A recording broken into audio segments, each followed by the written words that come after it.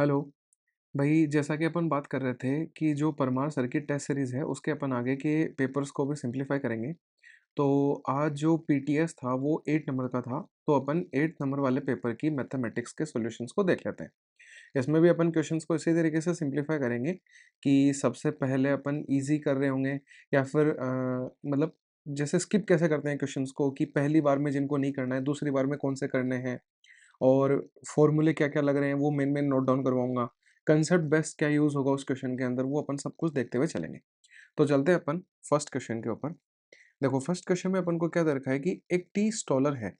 ये 37.5% प्रॉफ़िट बनाया करता था जब वो 33 रुपीज़ के ऊपर कप बेचता था। ठीक है? भई 33 रुपीज़ पे कप बेच रहा है मतलब एसपी अपना 33 है। और ये इस पे 37.5% का प्रॉफिट बनाता था, तो मैं एक बार गेन लिख देता हूँ, ठीक है। आगे की कहानी पढ़ते हैं कि when the cost of ingredient increase by 12.5%, यानी कि जो इंग्रीडिएंट की कॉस्ट है वो 12.5% बढ़ गई। तो एक बात आप ये बताइए कि ये एसपी दे रखा है, इस पे मेरे को कुछ प्रॉफिट दे रखा है, तो यहाँ से मैं सीपी निकाल सकता हूँ। और ये सीपी जो कॉस्ट प्राइस होगा, इसी में तो उसके इंग्रीडिएंट्स की प्राइस बढ़ी हुई का इफेक्ट आएगा। कि आपके पास में कोई एक चीज़ है, वो आपने कुछ रुपए की खरीदी और उसके कुछ इंग्रीडिएंट्स यानी कि वो चाय का कप बनाने के लिए जो इंग्रीडिएंट्स हैं, चाय पत्ती वगैरह उनकी प्राइस बढ़ गई, तो वो कॉस्ट प्राइस पे ही तो इफ़ेक्ट डालेगा। तो कॉस्ट प्राइस बढ़ जाती है 12.5% से। तो उसने क्या किया, चाय को ₹24 में बेचना चालू कर दिया। यानी कि पहले एसपी इतना था, अब एसपी ये आ गया, तो ये पूछ रहा है कि लॉस परसेंटेज। भाई नॉर्मल सी बात है, पहले 33 था, अब 24 में बेच रहा है, तो लॉस में जा रहा है। कितना लॉस में जा रहा है अपन को ये निकालना है। कैसे सिंप्लीफाई करते हैं अपन इस क्वेश्चन को, देखिए। सबसे पहले आप ये बताइए कि 37.5% एक्चुअली में क्या होता है? ये अपन परसेंटेज के जो रेशियो मेथड है उससे अपन सिंप्लीफाई कर रहे हैं। तो देखो, एसपी अगर मेरा 33 दे रखा है, तो आप ऐसे समझिए कि कोई एक चीज़ है जिसका अपने पास में एक्स कॉस्ट प्राइस है। इस पे 37.5% का प्रॉफिट, 37.5% को अगर अपन रेशियो में बदलेंगे तो ये कितना आएगा? 12.5 का 3 गुना होता है ये। यानी कि 12.5 क्या होता है? 1/8 यानी 1/8 का 3 गुना यानी 3/8 हो जाएगा। अब 3/8 पे वो क्या बोल रहा है कि प्रॉफिट होता है, तो 8 पे 3 का प्रॉफिट यानी कि 11/8 में बेचेगा और इसकी वैल्यू 33 दे रखी है। 11 से 33 3 बार कट गया यानी एक्स की वैल्यू 24 आ गई। यानी पहले उसके लिए जो कॉस्ट प्राइस थी वो 24 रुपए थी। अब उसने क्या बोला कि ये कॉस्ट प्राइस इसने क्या बोला था कि जब कॉस्ट ऑफ इंग्रेडिएंट्स है वो 12.5 से बढ़ जाती है। यानी कि मेरे कॉस्ट प्राइस पे इफेक्ट आएगा। कितना आएगा? देखो, 12.5% का मतलब क्या होता है? इसको अपन सिंप्लीफाई करते हैं तो 1/8 आता है। 8 पे 1 यानी कि 9/8 आ जाएगा। तो ये अपना कॉस्ट प्राइस था। यहाँ से अपन सेलिंग प्राइस निकालेंगे तो क्या आएगा? 8 से 24 3 बार कटेगा। 9 तिया 27 आ गया मेरा सेलिंग प्राइस। ये क्या बोल रहा है कि अब लेकिन लेकिन इसने क्या किया कि अब जो चाय है उसको ₹24 में बेचना चालू कर दिया। कितने का लॉस हो रहा है उसको? 27 से 24 3 का लॉस हो रहा है। और कितने पे हो रहा है ये लॉस? 27 पे हो रहा है। और परसेंटेज निकालना है अपन को लॉस का, तो 100 आ जाएगा। अब इसको अपन फर्दर सिंप्लीफाई कैसे करते हैं? ये 9 बार कटेगा। तो या तो आप 100/9 को सॉल्व कर लीजिए या फिर एक अपन को ये पता है कि 1/9 जो होता है वो 11.11 होता है। यहाँ लिख देता हूँ 1/9 जो होता है वो 11.11 होता है। यानी कि 11.11% यानी सेकंड ऑप्शन अपना इस क्वेश्चन का बिल्कुल से करेक्ट आंसर हो जाएगा। काफ़ी ईज़ी क्वेश्चन था और ईज़िली अपन फर्स्ट गो में इस क्वेश्चन को कर भी सकते हैं। बस नॉर्मल सी कैलकुलेशन थी। चलते हैं सेकंड नंबर के क्वेश्चन पे। इसमें क्या दे रखा है कि एक 9 डिजिट नंबर है। लिख लेते हैं 9M2365N48। ये बोल रहा है कि ये कंप्लीटली 88 से डिविजिबल है। तो ये बोल रहा है कि m और मल्टीप्लाई n अपन को फाइंड करना है, लेकिन लार्जेस्ट वैल्यू ऑफ n लेनी है, यानी n की लार्जेस्ट वैल्यू लेनी है। ठीक है, ये ध्यान में रखेंगे अपन।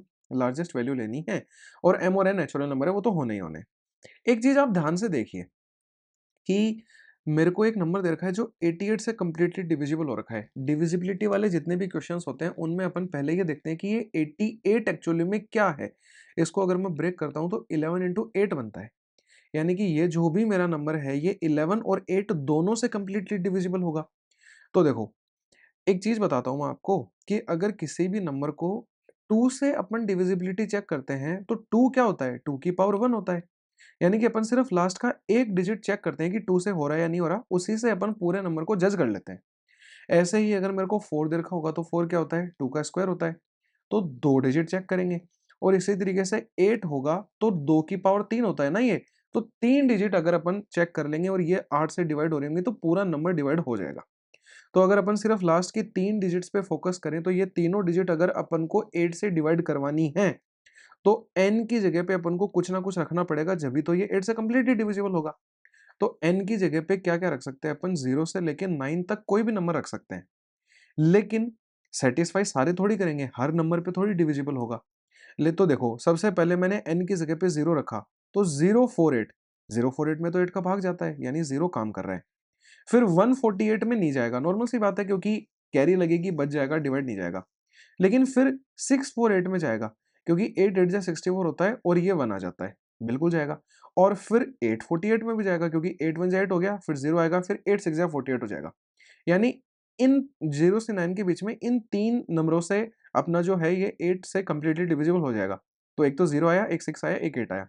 लेकिन इसने क्वेश्चन में क्या बोला था कि n अपन को लार्जेस्ट नंबर लेना है। n अगर लार्जेस्ट लेना है तो लार्जेस्ट 8 है, ठीक है।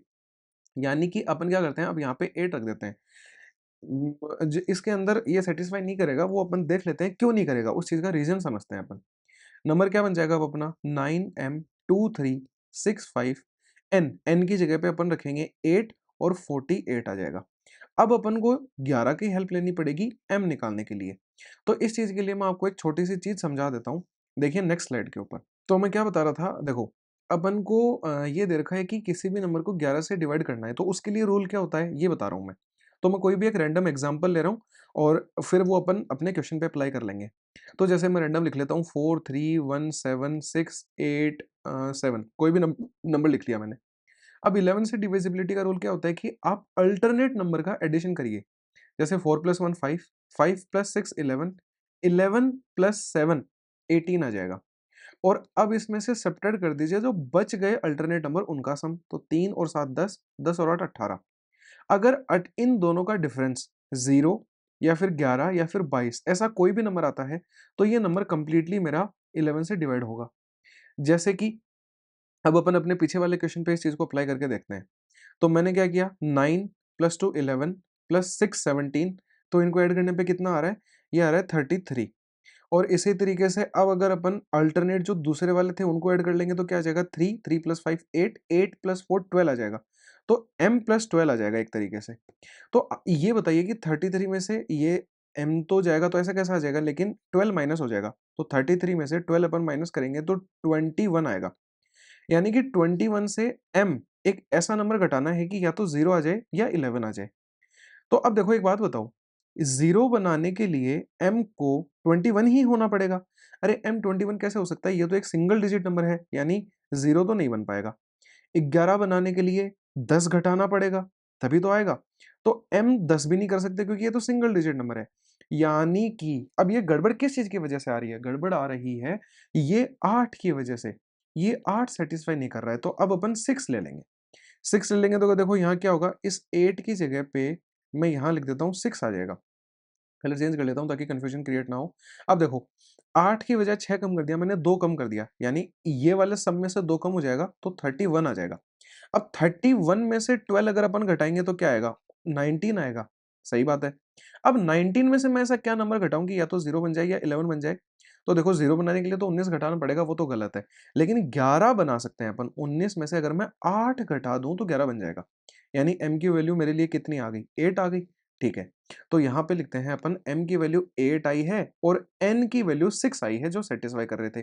इसने पूछा था m इंटू n, यानी 8 इंटू 6 48, अपने इस क्वेश्चन का इजीली फाइनल आंसर आ जाएगा। काफी इजी क्वेश्चन है। अगर आपको 9 का, 11 का, 8 का, ऐसे चीजों के डिविजिबिलिटी रूल पता है तो आप ये वाले जो क्वेश्चन होते हैं ये 100% इजीली सिंप्लीफाई कर सकते हो। चलते हैं अपन थर्ड नंबर के क्वेश्चन पे। क्या दे रखा है इसमें कि एक लैडर है जिसकी 5.5 मीटर की लेंथ है, ये टॉप ऑफ वॉल पे रीच कर रही है। तो ये अपन ने वॉल बना ली, ये लैडर बना ली और ये इसका बेस दोनों का टच हो रहा है। इसने बोला कि लैडर है जो वो 60 डिग्री का एंगल बना रही है वॉल के साथ में। तो ये लैडर थी अपनी, यहाँ लिख देता हूँ मैं, ये लैडर है। लैडर दीवार पे ऐसे ही लगती है। ये वॉल है अपनी, ये लैडर वॉल के साथ में 60 डिग्री का एंगल बना रही है।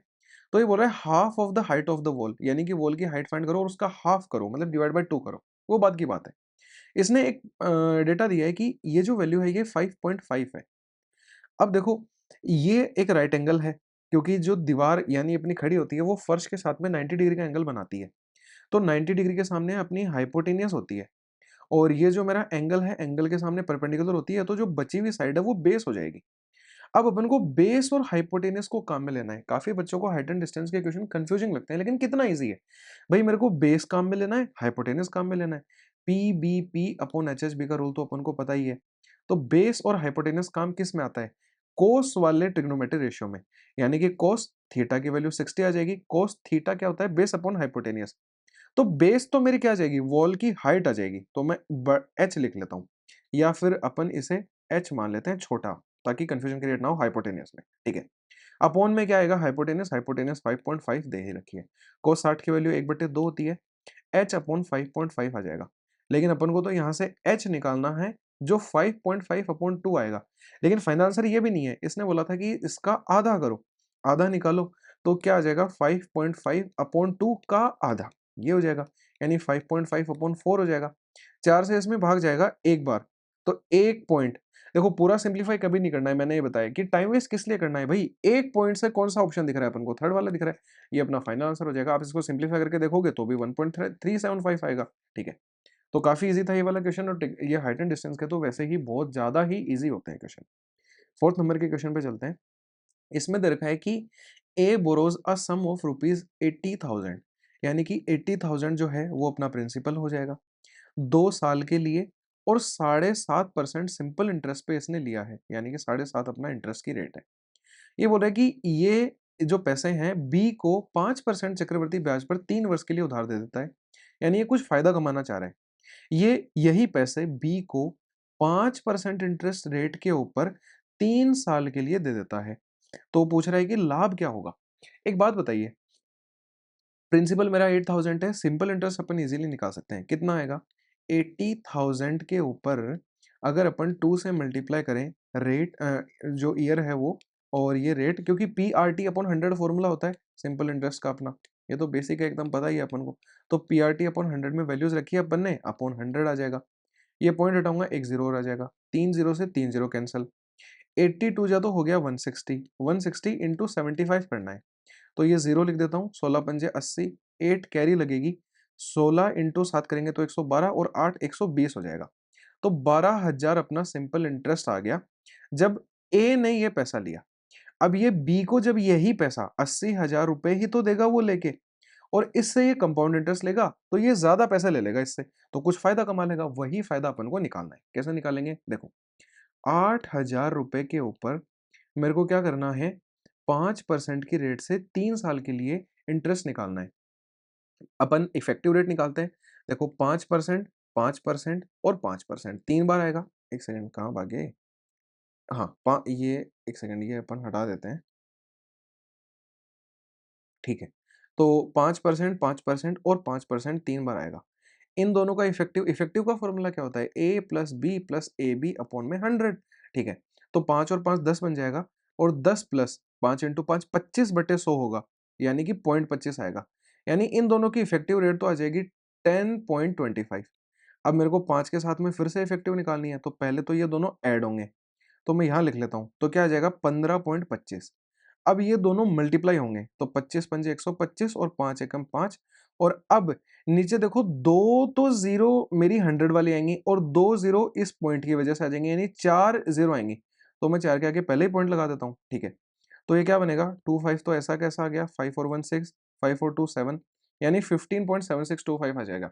देखो, कुछ कुछ डेटा ऐसे होते हैं जैसे 7%, 10%, 5%, 2%। ये आप 3 साल के लिए रट लीजिए।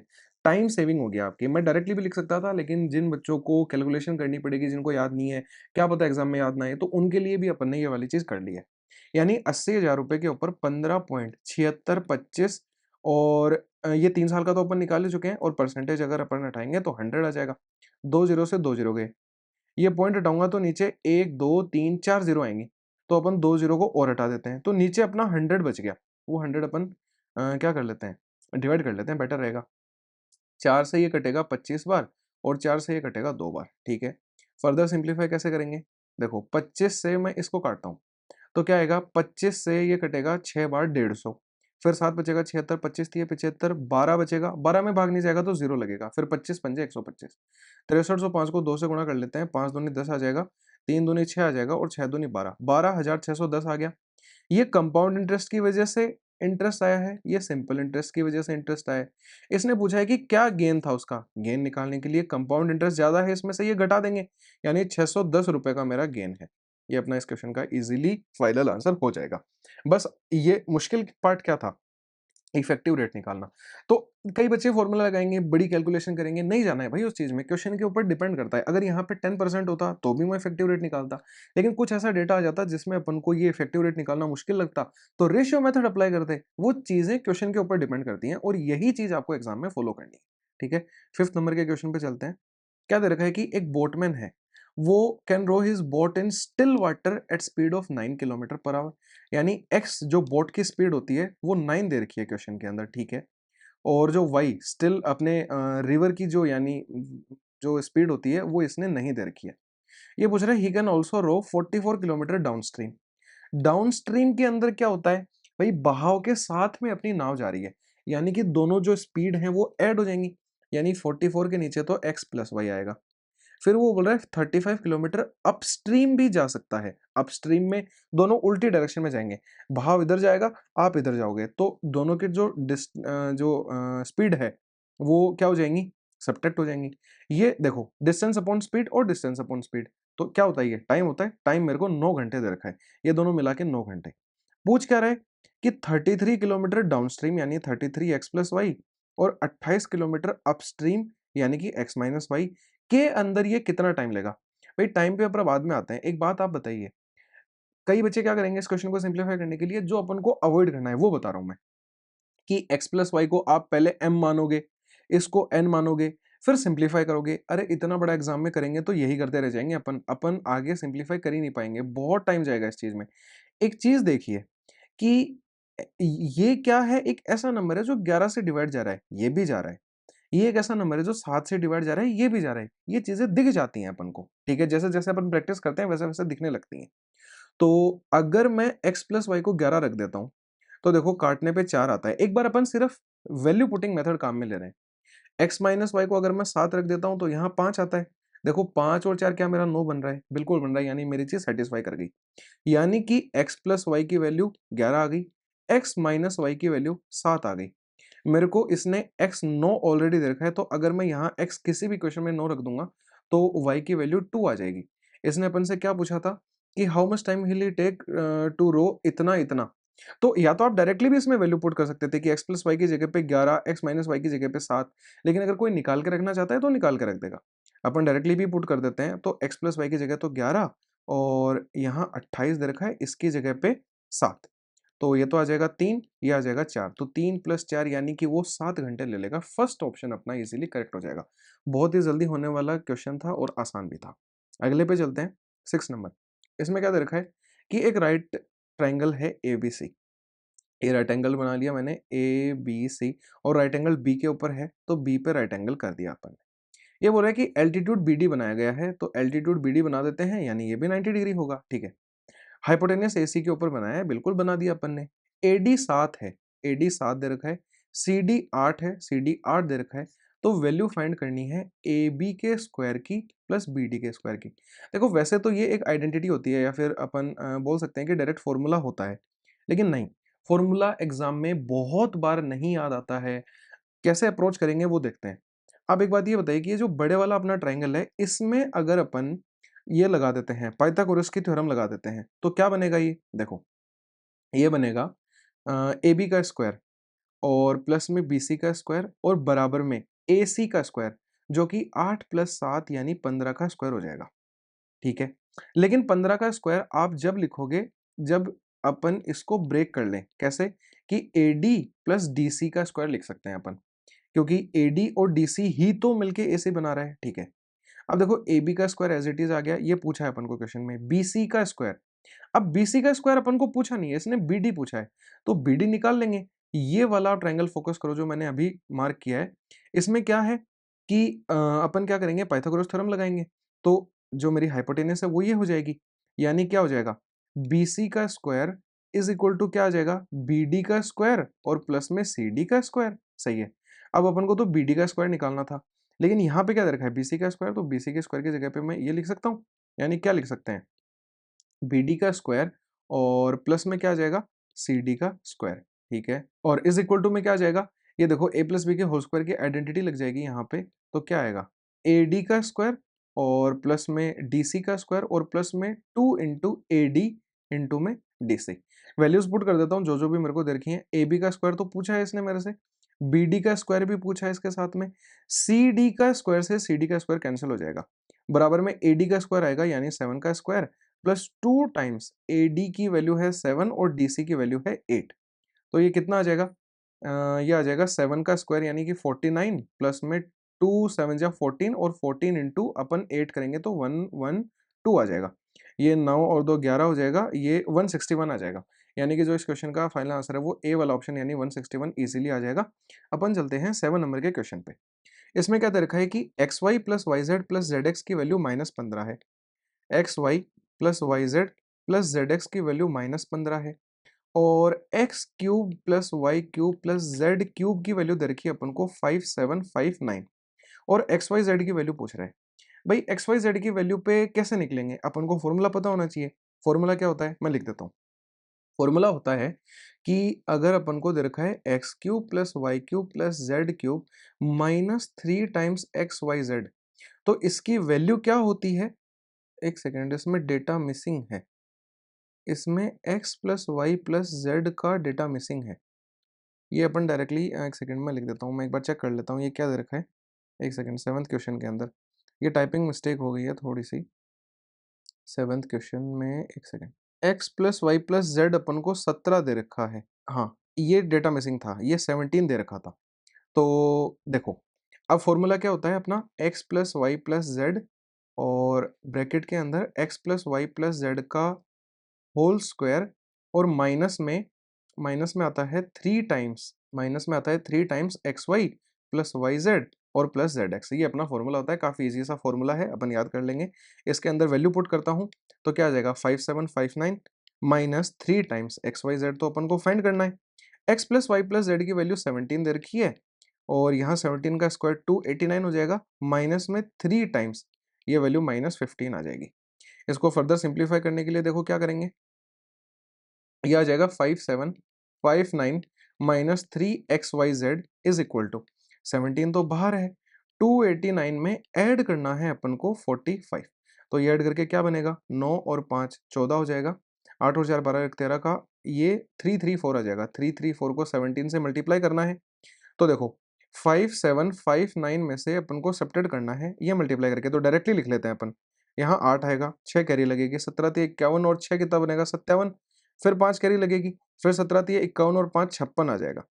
और ये बराबर होगा अपना किस चीज के, देखो मैं लिख देता हूँ, पहले ये सब्ट्रैक्ट करके अपन लिखते हैं, तो कितना आएगा 1 8 और बस इतना ही आएगा। ठीक है, बराबर में 3xyz हो जाएगा क्योंकि ये 3xyz को मैंने उधर भेज दिया। यहाँ से xyz की वैल्यू निकालेंगे तो 81/3, एक्स वाई जेड की वैल्यू अपन निकालेंगे तो 81/3 यानी कि 27 आ जाएगा, प्लस का, माइनस भी दे रखा है, गलती नहीं करनी है, 27 प्लस का, यानी ये इजीली अपना आंसर हो जाएगा। चलते हैं 8 नंबर के क्वेश्चन पे।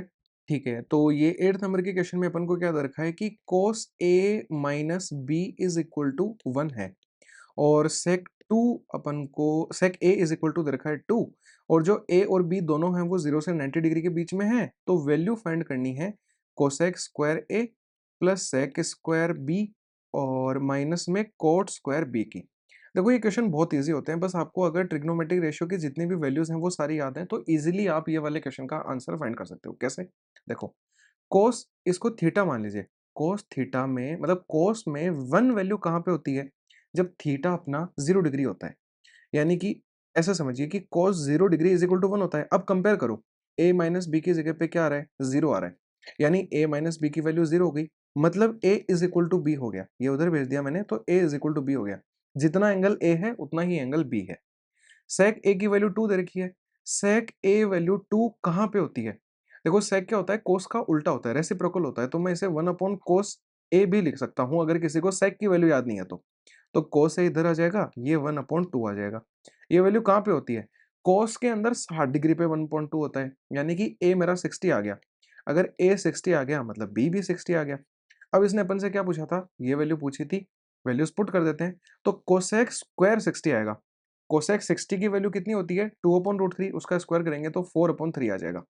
सेक स्क्वायर बी यानी सेक 60 का स्क्वायर, सेक 60 का स्क्वायर करेंगे, सेक 60 कितना होता है, एक बात बताइए, सेक 60 होता कितना है, कोस 60 का उल्टा होता है। कोस 60 कितना होता है, 1/2, 1/2 का उल्टा 2, 2 का स्क्वायर 4, और माइनस में क्या आ जाएगा, कोट स्क्वायर 60 यानी क्या होता है 1/√3, उसका स्क्वायर करेंगे तो 1/3। तो 4/3 माइनस 1/3 तो बन जाएगा 2, 3/3, और प्लस में क्या आ जाएगा 4, यानी कि 1 + 4 = 5। 5 अपना इस क्वेश्चन का फाइनल आंसर आ जाएगा, जो कि ये मिस प्रिंट हो गया है, यहाँ पे एक ऑप्शन में 5 आएगा। तो 5 अपना इस क्वेश्चन का जो है वो फाइनल आंसर हो जाएगा। चलते हैं अपन 9 नंबर के क्वेश्चन के ऊपर। तो देखिए 9th नंबर के क्वेश्चन में अपन को क्या दे रखा है कि एक मैन्युफैक्चरिंग यूनिट है, उसमें देखा गया है कि जो कच्चे माल की कीमत है उसमें 35% की वृद्धि हुई है। तो देखो 35% की वृद्धि हुई है मतलब अपन पहले ही मान लेते हैं कि पहले 100 थी, 35% की वृद्धि के बाद में 135 हो गई, ठीक है। और बोल रहा है कि श्रम माल कच्चे माल की लागत के 40% से बढ़कर कच्चे माल की लागत का 60% हो गया। यानी कि 40% की 100 पे बढ़ोतरी हुई, यानी 140 बन गया। और ये जो कच्चे माल की लागत थी इसमें 60% की वृद्धि हुई है, वो ये माना था अपन ने, क्योंकि 35% की वृद्धि जो थी वही थी अपनी ये कच्चे माल की लागत। तो इसमें 60% की वृद्धि का मतलब क्या हो जाएगा, 135 इंटू में 60% की वृद्धि मतलब 160, और बटे आ जाएगा 100।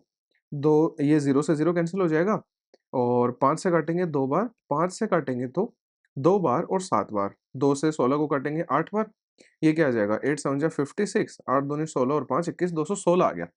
अब ये बोल रहा है कि कच्चे माल की खपत में कितने प्रतिशत की कमी की जानी चाहिए, यानी कि ये कच्चे माल की इसमें कितने प्रतिशत की कमी की जानी चाहिए कि जो लागत वृद्धि के पहले के समान बनी रहे, यानी कि 140 के बराबर बना रहे। तो पहले तो 140 और 216 का अंतर ले लेंगे अपन, तो ये कितना आ जाएगा 60, 70 और 76 कम, यानी कि ये इससे 76 ज़्यादा है ना, तो अपन 76 अगर कम करेंगे 216 के ऊपर, और परसेंटेज निकालने के लिए गुणा कर देंगे 100 से। अब देखो इसको अपन सिंप्लीफाई कर लेते हैं, तो ये क्या बनेगा, अपन काटेंगे इनको 2 से, तो ये कटेगा 38 बार, ये 2 से कटेगा 10 और 108 बार। फिर ये कट रहे हैं 2 से, तो 54 आ जाएगा और फिर 19 आ जाएगा। तो ये आ जाएगा 1900 और बटे 54। अब देखो 54 से इसमें 4 बार भाग देंगे, अगर आप इसको 50 भी मानो तो भी 4 बार भाग देंगे तो 200 ज़्यादा चला जाएगा। यानी 3 बार में भाग जाएगा, यानी 3।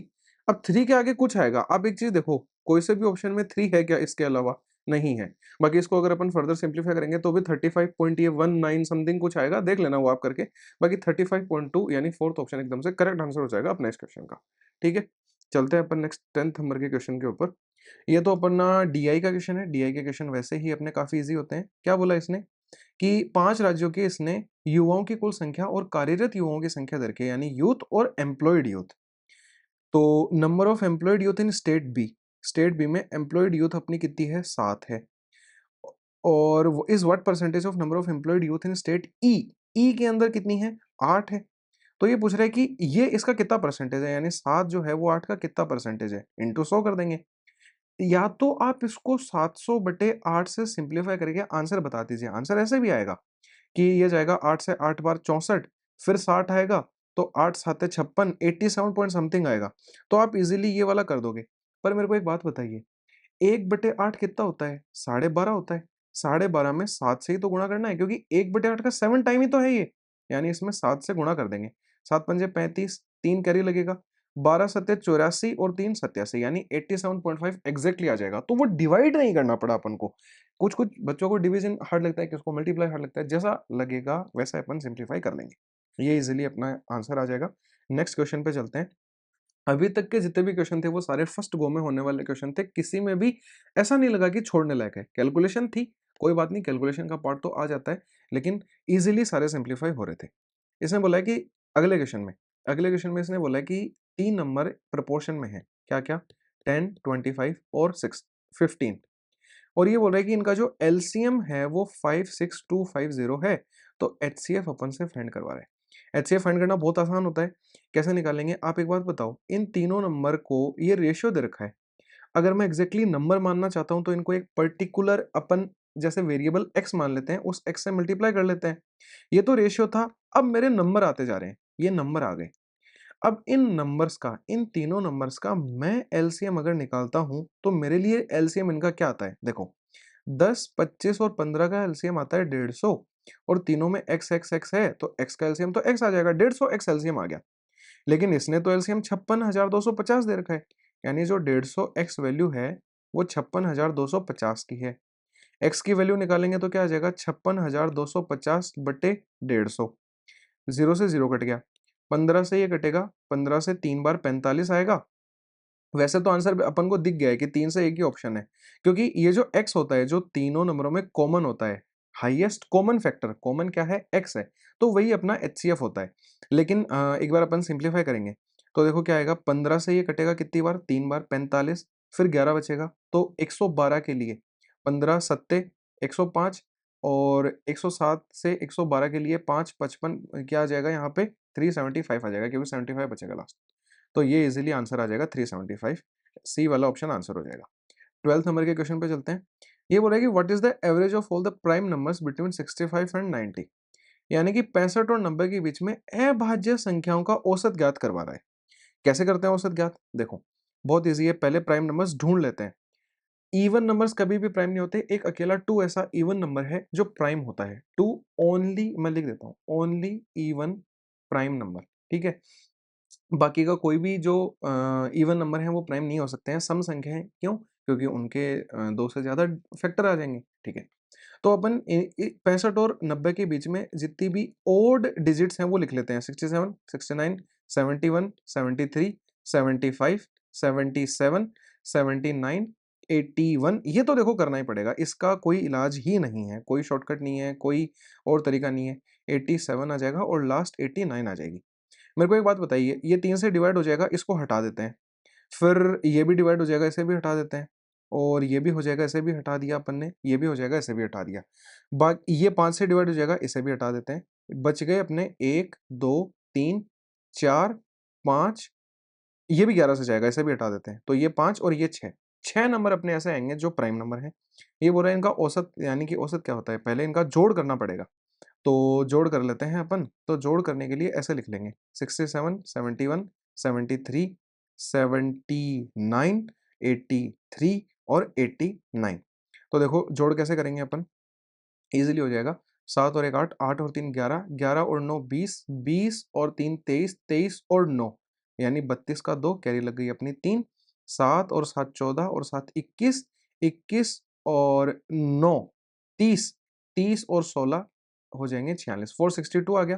तो अब एवरेज निकालने के लिए क्या करेंगे, ये 462 में ये कितने नंबर हैं, 3 और 3 6 नंबर है अपने, तो 6 से अपन इसमें डिवाइड कर देंगे। तो पहले तो ये जाएगा 7 बार 42, और फिर 42 यानी 77 अपना फाइनल आंसर आ जाएगा, जो डी ऑप्शन में दे रखा है। ये भी काफी इजी क्वेश्चन था, बस प्राइम नंबर ढूंढने में थोड़ी सी मुश्किल हो सकती है, तो आप ऐसे लिख के करेंगे और फिर काटते जाएंगे कि कौन कौन से प्राइम नहीं है, हटाते जाएंगे तो इजीली आंसर आ जाएगा। चलते हैं 13 नंबर पे। 13 में क्या दे रखा है कि के एक पॉजिटिव नंबर है, या एक धनात्मक संख्या है के, इसको स्वयं के 30% से गुणा करें, तो के है, इसको इस के ही 30% से अगर गुणा करें, परसेंट हटाया तो नीचे 100 आ गया, तो जो संख्या प्राप्त होती है वह संख्या के से 170% अधिक है, यानी के से 170% अधिक है ये संख्या, ठीक है। तो ये पूछ रहा है कि संख्या के किसके बराबर होगी, मतलब के की वैल्यू अपन से फाइंड करवा रहा है। इजीली हो जाएगी, देखो के की अच्छा अधिक है, अधिक है, ये अधिक है, ये प्लस आ जाएगा, कोई बात नहीं, ठीक है। सिंप्लीफाई कैसे करेंगे कि 0 से 0 कट गया, ये के स्क्वायर इंटू 3/10 बन गया, इधर क्या आ जाएगा के, और प्लस में क्या आ जाएगा के इंटू में 17 और बटे 10, ठीक है। इसको सिंप्लीफाई करेंगे तो ये आ जाएगा 27 के बटे 10, और इधर क्या है के स्क्वायर इंटू 3/10, 10 से 10 कट गया, एक के से एक के कट गया, 3 से 27 9 बार कट गया, के की वैल्यू इसने पूछी थी जो अपनी 9 आ गई, 9 का मतलब डी अपना इजीली फाइनल आंसर हो जाएगा। सारे क्वेश्चन ऐसे आ रहे हैं जो काफी इजीली फर्स्ट को में होने लायक क्वेश्चन है, कोई भी ऐसा कॉम्प्लिकेटेड क्वेश्चन अभी तक नहीं आया है जो अपन या तो छोड़ते या फिर बाद में करते, क्योंकि सब इजी चल रहा है, ठीक है। 14 नंबर पे चलते हैं। एक 320 मीटर लॉन्ग ट्रेन है, ये ट्रेन है 320 मीटर की, और एक टनल है, टनल है वो 1.2 किलोमीटर लॉन्ग है। 1.2 किलोमीटर को मैं मीटर्स में बदल लेता हूँ, क्योंकि जो ये मीटर में दे रखा है, तो 1200 मीटर का हो गया। यानी कि टोटल डिस्टेंस जो कवर करनी है अपन को, वो 1520 है, 320 प्लस 1200। लेकिन इसने क्या बोला है कि 76 सेकंड में कवर करनी है। डिस्टेंस ईयरी अपॉन टाइम, जो अपन को सेकंड्स में दे रखा है 76 सेकंड में। डिस्टेंस अपॉन टाइम क्या होता है? स्पीड होता है। स्पीड ही अपन से निकलवा रहे हैं ट्रेन की। तो ये क्या आ जाएगा? इसको सिंप्लीफाई नहीं करेंगे अपन, 1520/76 ही लिख लेता हूं मैं, क्योंकि इसने मेरे से किलोमीटर पर आवर में पूछी है ट्रेन की स्पीड। तो जब भी अपन को मीटर पर सेकंड में दे रखी होती है, इसको किलोमीटर पर आवर में बदलने के लिए 18/5 से गुणा करना होता है। और ये कई बच्चों को कंफ्यूजन होता है कि कौन सी चीज को किससे गुणा करें। तो इसकी ट्रिक बता देता हूं कि भाई मीटर पर सेकंड से अपन को जाना है किलोमीटर पर आवर में। तो देखो ये मीटर से किलोमीटर बड़ी वैल्यू आ रही है, तो आप ऊपर बड़ी वैल्यू रखिए, सही बात है। और अगर किलोमीटर पर आवर से मीटर पर सेकंड में जाना है, देखो छोटी वैल्यू पे जा रहे हैं, यानी ऊपर छोटी आ जाती है जब अपन 5/18 से गुणा करते हैं। ठीक है, तो अब अपन इसको 18/5 से गुणा कर देंगे, तो देखो क्या आएगा। ये आएगा 5 से कट जाएगा, ये 5 से 304 टाइम कटेगा, और 76 से ये कट जाएगा 4 बार, क्योंकि 6 से 4 बार करने पे ही 24 आता है। और 15 चौके कितना हो जाएगा? 18 चौके कितना हो जाएगा? 72, यानी 72 किलोमीटर पर आवर, मतलब ए ऑप्शन अपना इजीली आंसर आ जाएगा। ठीक है, कितना इसे आसानी से अपन ने आंसर निकाल दिया। चलते हैं अगले यानी 50 नंबर के क्वेश्चन पे। क्या बोला है कि एरिया ऑफ क्यूबॉइड अपन को फाइंड करना है। क्यूबॉइड क्या होता है? घनाभ होता है। ये तो घन है, इससे मतलब ये जो स्क्वायर है इससे तो घन बनेगा, लेकिन ऐसे अगर अपन घनाभ बनाना चाहते हैं तो उसके लिए आयत से बनाना पड़ेगा। ये अपना घनाभ हो गया। तो ये अपन से ऐसे पूछ रहा है कि ओपन बॉक्स बनाना है इसका, यानी कि चारों दीवारें लेनी है पहले तो अपन को, और एक फर्श लेना है, क्योंकि ऊपर से खुला बनेगा जभी तो ओपन बॉक्स होगा। और इसने साइड्स का रेशियो दे रखा है, 20 लेंथ है, 10 ब्रेड्थ है, और 8 अपनी हाइट है। ठीक है, तो ये 20 यहाँ लिख देते हैं और 8 हाइट ऐसे बता देते हैं अपन। तो फाइंड क्या करना है अपन को? एरिया फाइंड करना है। तो एक बात बताइए, ऊपर वाले का एरिया अगर मैं हटाना चाहता हूं तो मैं क्या कर लेता हूं? पहले इसका टीएस से निकाल लेता हूं, और ऊपर जो छत है, छत का एरिया क्या होगा? Length into breadth. छत के अंदर हाइट नहीं आएगी, छत में आप ऊपर देखिए, छत के अंदर एक तो लेंथ आएगी, एक ब्रेड्थ आएगी। तो लेंथ और ब्रेड्थ घटा देंगे। टोटल सरफेस एरिया क्यूबॉइड का क्या होता है? 2 × LB प्लस BH प्लस में HL। इसमें से माइनस करना है L इंटू बी।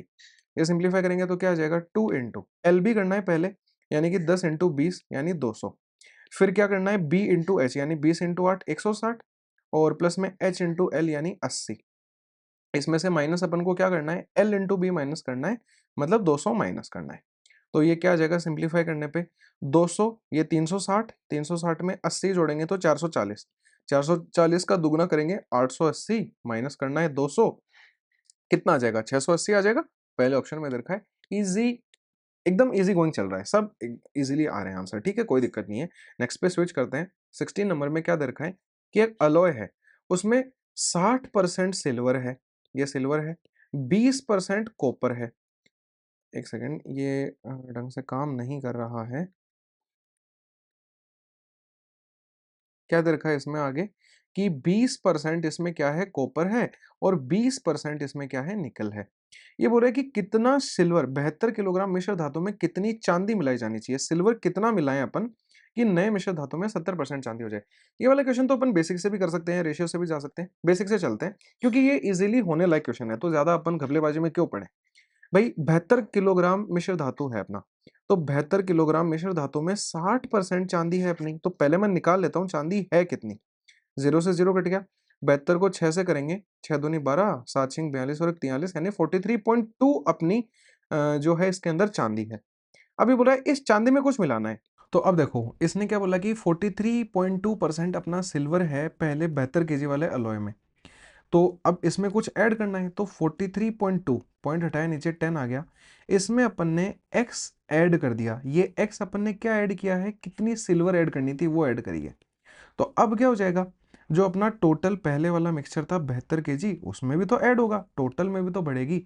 भैया बाकी ये बात बताइए कि ये एक बड़ा सा कोई कंटेनर है, इसमें ये कोई छोटी सी चीज़ है, ये छोटी चीज़ मैंने मिलाई तो 2 हो गई। ये छोटी चीज़ें 2 बड़ी हैं, लेकिन ओवरऑल में भी तो 2 का चेंज आया है। तो बेहतर प्लस एक्स हो गया। लेकिन अब इसने बोला कि 70% सिल्वर रखनी है अपन को, तो यानी कि 70/100 हो जाएगा। ठीक है, यहाँ से इसका एलसीएम लेके सॉल्व करेंगे तो क्या आ जाएगा, 432 प्लस 10x अपॉन में 10, और बराबर में ये दोनों जीरो से जीरो कटेगा, 72 प्लस एक्स और बटे 10, और ये 7 से मल्टीप्लाई हो रखा है। इसको सिंप्लीफाई करेंगे, 10 से 10 कट जाएगा, 432 प्लस 10x आ जाएगा, इज इक्वल टू में 7 दूनी 14, 7 7 49 और 1 50, 504 और प्लस 7x आ गया। इसको अपन उधर भेज देते हैं, इसको उधर भेज देते हैं, तो 10 में से 7 जाएगा यानी 3x आएगा, 504 में से ये 32 जाएगा तो पहले तो 2 यानी 72 आ जाएगा, पर अपन को तो x निकालना है जो कितना आ गया 24, यानी कि 24, अगर अपन 24 किलोग्राम या ग्राम जो भी इसमें देखा होगा डेटा वो अपन ऐड करेंगे यानी 24, तो जो है ये नई वाली के अंदर अपने 70% चांदी हो जाएगी। तो काफ़ी इजी गोइंग क्वेश्चन था। चलते हैं नेक्स्ट वाले के ऊपर, 70 नंबर टाइम एंड वर्क का क्वेश्चन है। क्या दे रखा है कि ए किसी काम को 36 दिन में करता है और बी उसी काम को 20 दिन में पूरा कर लेता है। उन्होंने साथ मिलकर काम शुरू किया। बाद की बात है, पहले अपन दोनों का टोटल वर्क तो निकालें। तो एलसीएम क्या आ जाएगा इनका, 36 का 5 गुणा कर लेते हैं अपन, यानी 180 आ जाएगा। 180 एलसीएम आ गया, यानी यहाँ तो एफिशिएंसी 5 आ गई, यहाँ एफिशिएंसी 9 आ गई। इसने बोला कि दोनों ने साथ काम किया है, यानी कि 9 और 5 14 एफिशिएंसी से काम चलेगा। कितने दिन, देखो इसने क्या बोला कि बी जो है वो 5 दिन बाद काम छोड़ के चला जाता है। अगर बी 5 दिन बाद काम छोड़ के जा रहा है, मतलब इन दोनों ने मिलके 5 दिन काम किया है, यानी कि 14 पंजे 70 काम इन्होंने कर दिया। टोटल काम 180 था, उसमें से 70 काम हो चुका, यानी 110 काम बचा है। अब 110 काम का क्या होगा, ये बोल रहा है कि बी ने 5 दिन बाद काम छोड़ दिया, यानी ए ने अब काम जारी रखा, मतलब टोटल बचा हुआ काम ए ने किया है। ए की एफिशिएंसी 5 है, तो 110 काम को 5 की एफिशिएंसी से ए जो है वो 22 दिन में कर देगा पूरा। ये 22 कैसे ऐड करते हैं कि भाई जब भी अपन को 5 से डिवाइड करना होता है तो जो भी ये नंबर होता है उसका डबल कर देते हैं, जीरो हटा के। तो 11 का डबल 22 लिख दिया मैंने, वो कैलकुलेशन का पार्ट है, वो अलग देखेंगे अपन। यानी ए जो है वो 22 दिन में काम करेगा, और इन दोनों ने मिलके 5 दिन लिए, यानी 22 प्लस 5। इसने ये पूछा है ना कि जब काम एंटायरली कितने दिन में हो जाएगा, तो 22 प्लस 5 करूंगा तो 27 दिन में काम मेरा पूरा हो जाएगा। सी ऑप्शन फाइनल आंसर हो जाएगा। तो देखो 18 नंबर के क्वेश्चन में अपन को क्या दे रखा है कि एक हिस्टोग्राम गिवन है, इसके अंदर टोटल नंबर ऑफ स्टूडेंट, ये इस डेटा पे इतना फोकस करने की नीड नहीं होती है अपन, क्योंकि सारी डेटा हिस्टोग्राम में मिल जाते हैं, तो अपन जो पूछा है वो पढ़ लेते हैं। ये बोल रहा है कि जिन छात्रों की संख्या 100 से कम है, 100 मार्क्स से कम वाले बच्चे ये वाले सारे बच्चे हो जाएंगे, क्योंकि यहाँ से तो देखो 100 से ज्यादा मार्क्स स्टार्ट हो जाता है, यानी अपन इनको ऐड कर लेंगे 45, 32, 18 और 10। तो अगर अपन इस वैल्यू को ऐड करेंगे तो 8 और 5 13 और 2 15, कैरी लग गई 1, 4 3 7 8 9 और 1 10, 105 आ गए ये बच्चे। आगे क्या बोला है कि ये कितना कम है उन बच्चों से जिनके 120 या उससे ज्यादा मार्क्स हैं। 120 या फिर ज्यादा वाले बच्चे ये वाले बच्चे हो जाएंगे। ठीक है, तो क्या क्या आ जाएगा, 75, 55, 40 और 15। तो ये 15 आ जाएगा, 7 और 5 12 और 4 16, 17 और 1 18, 185 आ गया। तो ये बस इतना पूछ रहा है कि ये जो 105 है ये 140 185 से कितना कम है परसेंटेज के अंदर। तो देखो कितना कम है एग्जैक्टली ये 5 से 5 गया तो 0, और 80 कम है, 185 के ऊपर कम है। जिस भी चीज के रिस्पेक्ट में पूछा जाता है वो नीचे आती है, तो 185 नीचे आ गया, और इनटू में 100, ये 185 लिखा है यहाँ पे। ठीक है, तो अपन इसको अब सिंप्लीफाई कर लेते हैं, 80/185 इनटू में 100। 5 से कैंसिल करेंगे 16 बार जाएगा, 5 से कटेंगे 3 बार, और फिर 3 बचेगा 35, यानी 37 टाइम्स। तो 1600 बटे 37 आ जाएगा। तो देखो 37 है, इसमें कितनी बार भाग जाएगा, अगर आप इसको 40 भी मानते हो तो 4 बार पूरा पूरा, हाँ ठीक है 4 बार जाएगा पहले। तो देखो 37 का 4 गुना अगर अपन करें तो 7 चौका 28, 4 तिया 12 और 2 14, 148 आ रहा है, यानी 12 बचेगा 60 के लिए, और फिर 0 ले लेंगे अपन तो 120 आ जाएगा। अब 120 के अंदर 3 बार भाग जाएगा तो 43 पॉइंट समथिंग आएगा। 43 पॉइंट समथिंग अपन को सी ऑप्शन में देखा है। वैसे 4 पे भी अपन रुक सकते थे क्योंकि और किसी ऑप्शन में 4 दे नहीं रखा है, तो जो सी ऑप्शन है वो एकदम से करेक्ट आंसर हो जाएगा अपने इस क्वेश्चन का। चलते हैं अपन नेक्स्ट क्वेश्चन के ऊपर, 90 नंबर पे चलते हैं। क्या दे रखा है कि वैल्यू फाइंड करनी है अपन को किस चीज की, sine square theta plus under root में tan theta plus sine theta upon में tan theta minus sine theta, और प्लस में 1 अपॉन सेक स्क्वायर थीटा। तो ये देखो 1 अपॉन सेक स्क्वायर थीटा, सेक किसका रेसिप्रोकल होता है, कोस का रेसिप्रोकल होता है, यानी यहाँ कोस स्क्वायर थीटा आ जाएगा।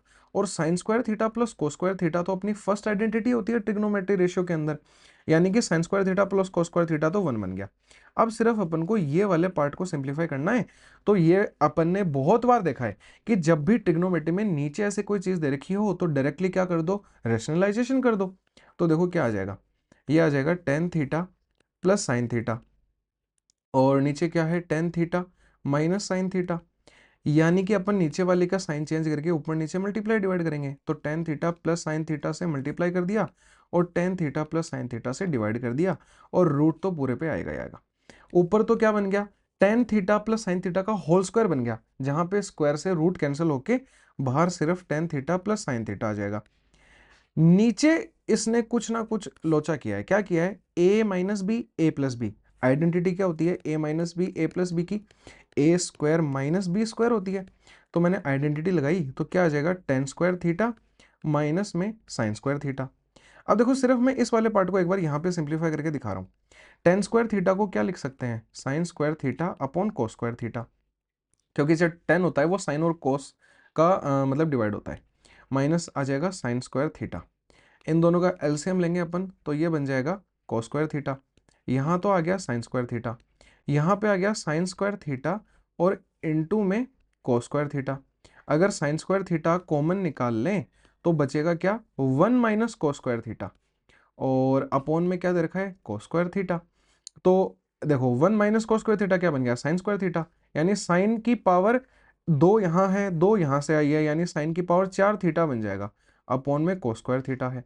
ये इस रूट के अंदर थी ये सारी चीजें, तो रूट से बाहर निकलेंगी, तो रूट से बाहर निकलेंगी तो ऊपर तो आ जाएगा ten theta plus sine theta, और नीचे क्या बन जाएगा, साइन की पावर दो बाहर आएगी यानी साइन स्क्वायर थीटा आ जाएगा, और नीचे कोस की पावर एक बाहर आएगी, यानी कि कोस थीटा जो नीचे आएगा उसको अपन डायरेक्टली ऊपर भेज देते हैं। अब देखो इसको थोड़ा सा सिंप्लीफाई तो करना पड़ेगा। टेन थीटा को क्या लिख सकते हैं, sign theta upon cos theta, जो अपॉन कोस थीटा आएगा उससे ये कोस थीटा कट जाएगा, और साइन थीटा से एक साइन थीटा कट जाएगा तो नीचे एक साइन थीटा बचेगा, यानी कि वन अपॉन साइन थीटा बचेगा। और आगे क्या बचेगा, देखो साइन थीटा से एक साइन थीटा कैंसिल हो जाएगा, नीचे साइन थीटा है ऊपर कोस थीटा है, कोस अपॉन साइन क्या होता है, कोट थीटा होता है, तो ये कोट थीटा आ जाएगा। तो अब वन अपॉन साइन रेसिप्रोकल किसका होता है, कोसेक का होता है, यानी कि one plus cosec theta plus cot theta, यानी कि सी ऑप्शन, सी जो ऑप्शन है वो इजीली अपना फाइनल आंसर आ जाएगा। थोड़ा सा कैलकुलेटिव पार्ट था, बाकी हार्ड नहीं बोलेंगे अभी भी, क्वेश्चन को था क्वेश्चन अपना बहुत इजी, सिर्फ कैलकुलेशन थी थोड़ी सी, वो इजीली वो भी हो जाएगी, रेशनलाइजेशन नॉर्मल है, आराम से कर सकते हैं। 20 नंबर के क्वेश्चन पे चलते हैं। ठीक है, 20 नंबर के क्वेश्चन में अपन को क्या दे रखा है कि 5√5 x³ माइनस 3√3 y का क्यूब इज इक्वल टू दे रखा है √5 x माइनस √3 y, और ये मल्टीप्लाई हो रखा है ax² minus bxy plus cy square के साथ में। वैल्यू फाइंड करनी है a² minus b² plus c³ नहीं, यहाँ c² आएगा, ये मिसप्रिंट हो गया है, c² आएगा, ठीक है। इसकी वैल्यू फाइंड करनी है, तो देखो ये a³ माइनस b³ के आइडेंटिटी जैसा नजर आ रहा है, तो a³ माइनस b³ की आइडेंटिटी क्या होती है, a माइनस बी ब्रैकेट में a² minus A B plus b², ये आइडेंटिटी इजीली याद हो जाएगी, और यही अपन अप्लाई करके आंसर निकालेंगे। तो देखो a पहले फाइंड करना पड़ेगा, तो a क्या है, √5x है, यहाँ से देख सकते हैं, b क्या है, √3y है, तो बाकी के टर्म से कोई मतलब नहीं है। a b और c यहाँ दे रखे हैं तो अपन सिर्फ इन दोनों को कंपेयर कर लेंगे। तो पहले a का स्क्वायर करना है, यानी √5x का स्क्वायर करना है, फिर माइनस में ए बी आएगा, यानी √5x इंटू में √3y, और प्लस में b का स्क्वायर आएगा, यानी √3y का स्क्वायर आ जाएगा। ये क्या बनेगा, 5x², ये क्या बनेगा, रूट में 15xy, और ये बन जाएगा 3y²। कंपेयर करो, ax² के साथ में 5x² को कंपेयर करेंगे, a की वैल्यू 5 आएगी, माइनस bxy के साथ में माइनस √15xy को कंपेयर करेंगे, b की वैल्यू √15 आ जाएगी। cy² के साथ में 3y² को कंपेयर किया, c की वैल्यू 3 आ गई। इसने ये पूछा था, वैल्यूज पुट कर देते हैं अपन, यहाँ पुट कर रहा हूँ मैं, a का स्क्वायर करना है तो 5 का स्क्वायर 25, b का स्क्वायर करना है √15 का स्क्वायर 15, c का स्क्वायर करना है 9, 25 में से 15 जाएगा तो बचेगा 10, 10 और 9 आ जाएगा 19, 19 इजिली जो है वो बी ऑप्शन में अपन को मिल रहा है, बी अपना फाइनल आंसर हो जाएगा। 21 नंबर के क्वेश्चन पे चलते हैं। क्या दे रखा है कि एक साइक्लिक क्वाड्रिलेटरल है ABCD, ये साइक्लिक क्वाड्रिलेटरल इस तरीके का होता है, ये बना लेते हैं, ये साइक्लिक क्वाड्रिलेटरल बन गया। ABCD है, A B C और D। क्या दे रखा है आगे कि इसका सेंटर जो है सर्कल का वो O है। A और C को इसने ज्वाइन किया है, तो ये A हो गया और ये C हो गया। A और C को ज्वाइन करवा दिया। ABC एंगल 2P दे रखा है, ये एंगल 2P है। ADC एंगल 3P दे रखा है, ये 3P है। AOC रिफ्लेक्स का वैल्यू क्या होगा, AOC रिफ्लेक्स पूछ रहा है। पहले आप एक बात ये बताइए कि किसी भी साइक्लिक क्वाड्रिलेटरल की प्रॉपर्टी क्या होती है, यहां बताता हूं। अगर मेरे को एक साइक्लिक क्वाड्रिलेटरल दे रखा है ना, तो इस साइक्लिक क्वाड्रिलेटरल में अगर जो मेरे एंगल्स हैं वो एक्स वाई जेड और डब्ल्यू हैं, तो ऑपोजिट एंगल्स जो होते हैं ना एक्स प्लस जेड, उनका सम 180 डिग्री होता है। इनका सम 180, इनका सम 180, यानी कि ये 3P प्लस 2P का जो सम है वो 180 हो जाएगा, यानी कि 5P का सम 180 हो गया। अब देखो जो पीछे मैंने चीज बताई थी 5 से डिवाइड वाली, क्या करना है, इसका जीरो उठा के इसका डबल कर देना है, तो 18 का डबल 36 आ जाएगा, यानी P 36 आ गया। अगर मैं ये एंगल निकालता हूँ तो 72 आएगा, ये एंगल निकालता हूँ तो 36 18 108 आता है। ठीक है, इसने मेरे से क्या पूछा है, AOC का रिफ्लेक्स पूछा है। अब एक बात ये बताइए, पहले AOC एंगल तो निकालिए, तो ये एंगल क्या आएगा, इसका डबल आएगा, यानी 72 का डबल आ जाएगा। ये अपनी प्रॉपर्टी होती है, ये तो बहुत बेसिक प्रॉपर्टी है, तो 144 आ जाएगा। लेकिन 144 तो AOC एंगल आ गया, रिफ्लेक्स निकालना है। किसी भी एंगल का रिफ्लेक्स एंगल निकालने के लिए क्या करते हैं, 360 डिग्री माइनस थीटा कर देते हैं अपन, यानी कि 360 में से 144 को घटा देंगे अपन, तो 10 में से 4 जाएगा 6 आएगा, 5 में से 4 जाएगा 1 आएगा, और यहाँ 216 आ जाएगा। 216 अपन को दे रखा है सेकंड ऑप्शन में, तो ये फाइनल आंसर हो जाएगा। काफ़ी इजी क्वेश्चन था, बहुत बेसिक सी प्रॉपर्टी लगी, और ये एक एक्स्ट्रा इन्फॉर्मेशन आपको मिल गई कि जो अपोजिट एंगल्स होते हैं उनका सम 180 डिग्री होता है। 22 पे चलते हैं। तो ये 22 नंबर के क्वेश्चन में अपन को क्या दे रखा है कि अमाउंट अपन को फाइंड करना है, एक सम दे रखा है 44,000 रुपीज़ का, यानी प्रिंसिपल 44,000 है, 24% रेट ऑफ इंटरेस्ट दे रखी है, और 9 मंथ्स का अपन को टाइम दे रखा है। ये मंथ में है, ये ध्यान रखना, और कंपाउंडेड क्वार्टरली। इस चीज का बहुत इफेक्ट पड़ेगा, ये जो त्रिमाही है ना, इसका बहुत फर्क पड़ेगा। कैसे, एक बात ये बताइए कि त्रिमाही का मतलब क्या हो गया कि ये साल में मतलब 4 टाइम्स अपन को ये जो अमाउंट है वो पे करना पड़ेगा, यानी कि हर 3-3 महीने के इंटरवल पे लेगा तो 4 बार अपन पे कर रहे होंगे।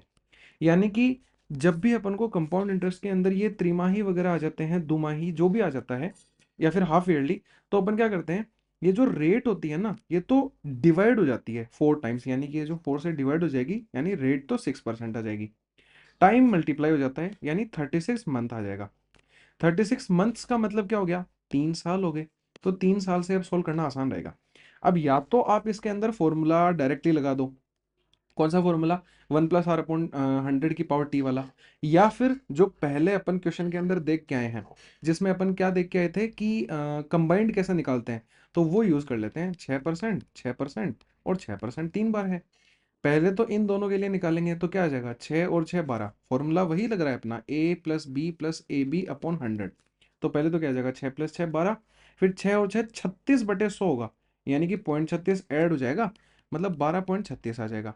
अब इसके साथ 6 के लिए एक बार और निकाल लेंगे, तो पहले तो ऐड होंगे तो 18.36, अब गुणा कर लेंगे, तो 6 × 18 19 20 21 के लिए एक हाथ लगी, 2 12 6 72 73 74, और अब 4 के बाद पॉइंट लगेगी, 2 तो 100 वाली और 2 ये वाली, ये इसमें ऐड होगा 16 आ जाएगा, 7 3 10 और 11 1, यानी 19.1 आ जाएगा। पूरा लेने की जरूरी नहीं है, 19.1 ले लेते हैं अपन।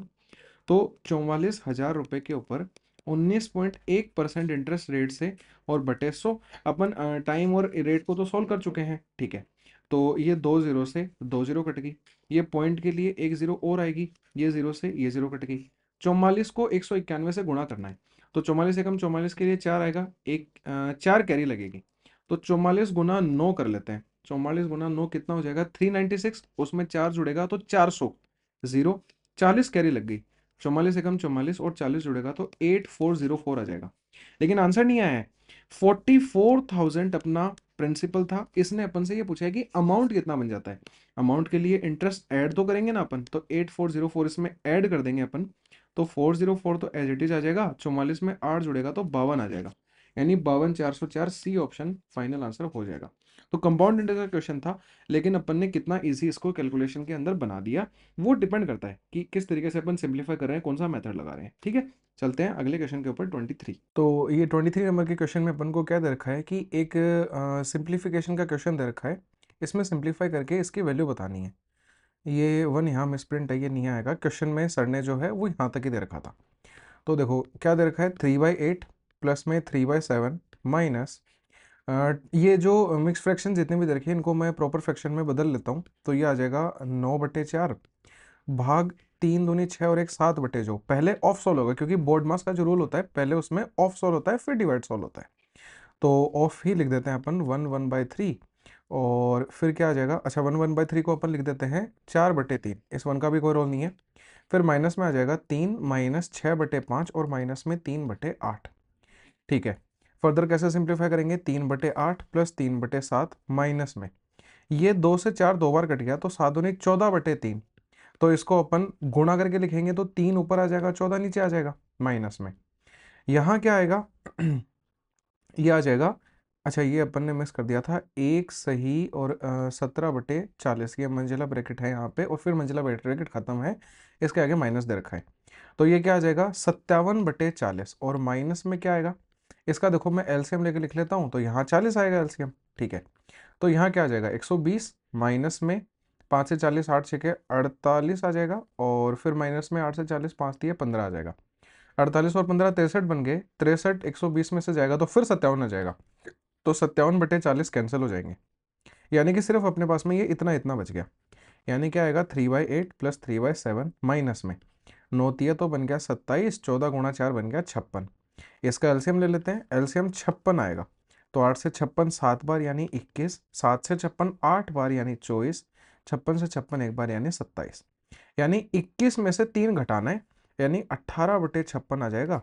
और इसको अपन 2 से काटेंगे तो 9/28 आ जाएगा, जो कि अपना फाइनल आंसर हो जाएगा। काफ़ी इजी क्वेश्चन था और बहुत ही बेसिकली अपन ने इसका आंसर निकाल लिया। तो चलते हैं अपन ठीक है, 24 नंबर के क्वेश्चन में क्या दे रखा है, सेकंड लास्ट क्वेश्चन है कि 3600 इन कर्मचारियों की कुल संख्या दे रखी है। देखो फालतू का ये पढ़ने की नीड नहीं है, टाइम वेस्ट किस लिए करना है, पूछ क्या रहा है उस पर ध्यान करते हैं कि कार्यालय सी में पुरुष कर्मचारियों का प्रतिशत 20% है, सी में जो मेल्स हैं वो 20% है, तो फीमेल्स कितनी हो जाएंगी 80% हो जाएंगी। आगे चलते हैं, इसने क्या बोला है कि फीमेल एम्प्लॉयज डी में 40% है, यहाँ पे फीमेल एम्प्लॉयज 40% है, तो जो मेल है वो 60 हो जाएगा, जो भी पूछेगा वो निकाल लेंगे, साथ में ही लिख लिया अपन ने। ये पूछ रहा है what is the ratio of number of female employee in office D, D के अंदर फीमेल, यानी कि 3600 मेरा टोटल था, उसमें से एक बात बताइए, मैं यहाँ पे एक चीज बताना चाहता हूँ कि भाई ये जो मेरी डिग्रियां दे रखी हैं ये पूरे 360 डिग्री की दे रखी हैं, यानी कि जो 3600 वैल्यू है ये 360 की है, ये आप चाहे लिखो चाहे मत लिखो क्योंकि ये रेशियो के अंदर कट ही हो जानी है, एक बार के लिए लिख लेते हैं अपन, कोई दिक्कत नहीं है। और मेरा डी के लिए 90 डिग्री का एंगल दे रखा है। अब डी में फीमेल्स हैं कितनी 40% है, परसेंट हटाया तो नीचे 0 आया। अब इसका रेशियो निकालना है to that of female employees in office C, C में फीमेल, तो देखो सी के अंदर है तो टोटल 3600 ही, उसमें से ये 360 डिग्री की वैल्यू थी, सी में अपन को 54 डिग्री दे रखा है, और फीमेल्स अपनी कितनी है 80% है, यानी 80/100। अब देखो क्या हुआ 3600 3600 कट गए, 360 360 कट गए, 100 से 100 कट गए, तो ये चीजें आप नहीं लिख के काफी टाइम बचा सकते हो। बाकी यहाँ क्या आ जाएगा 90 गुना 40 और 54 गुना 80 आ जाएगा। सिंप्लीफाई करेंगे, देखो 40 से 80 दो बार कटेगा, 2 से 90 45 बार कटेगा, 45/54, यानी कि 9 से काटा 5 बार, 9 से काटा 6 बार, तो 5/6, सेकंड वाला ऑप्शन इजीली फाइनल आंसर आ जाएगा। चलते हैं लास्ट और फाइनल क्वेश्चन के ऊपर, 25 नंबर, इसमें क्या दे रखा है कि a man bought toffee at 845 rupees, यानी कि 8 टॉफी खरीदी उसने 5 रुपए के अंदर, यानी कि अगर 8 टॉफी हैं 5 रुपए में खरीदी हैं। आगे पढ़ लेते हैं, how many toffees for 5 rupees must he sell to gain 60%, यानी कि 5 रुपए में वो कितनी टॉफी बेचे कि 60% का फायदा हो। भाई पहले एक टॉफी की रेट तो निकालें, तो एक टॉफी 5 बचे 8 रुपए में बेचेगा, अब 5/8 रुपए के ऊपर अपन को 60% का फायदा करवाना है, पहले मैं एक टॉफी पे करवा लेता हूं फिर 5 की बात करेंगे। 5/8 पे 60% का फायदा यानी 160/100, ये इससे कटेगा 20 बार, और 5 से 100 भी कटेगा 20 बार, 20 से 20 एक बार कट गया, यानी अगर वो एक टॉफी को 1 रुपए पे बेचता है तो जो पहले वाली रेट थी उसके बजाय अब उसको 60% का फायदा मिलेगा। तो बोल रहे 5 रुपए के लिए कितनी टॉफी बेचे, 5 रुपए के लिए कितनी, इधर अगर 5 से गुणा किया अपन ने तो इधर भी 5 से गुणा कर देंगे अपन। यानी कि वो 5 टॉफी अगर बेचेगा 5 रुपए के लिए तो उसे 60% का फायदा होगा। यानी सी अपना फाइनल आंसर हो जाएगा इस क्वेश्चन का। तो देखो अपन ने बहुत ही इजी मेथड से यूज में लेके ये पूरा पेपर सिंप्लीफाई कर लिया। इसी तरीके से अपन आगे के भी जो पेपर आएंगे उनको सिंप्लीफाई करते रहेंगे, कौन सा क्वेश्चन छोड़ना है, कौन सा पहले बार में करना है, क्या क्या तरीका लगा सकते हैं, और रेशियो मेथड से जल्दी क्वेश्चन कैसे करेंगे एग्जाम में, तो वो एग्जाम के पॉइंट ऑफ व्यू से अपन सारे पेपर को सॉल्व करते रहेंगे। ठीक है, तो मिलते हैं अपन अगले टेस्ट वीडियो के सॉल्यूशन के अंदर। जब तक के लिए बाय बाय, टेक केयर।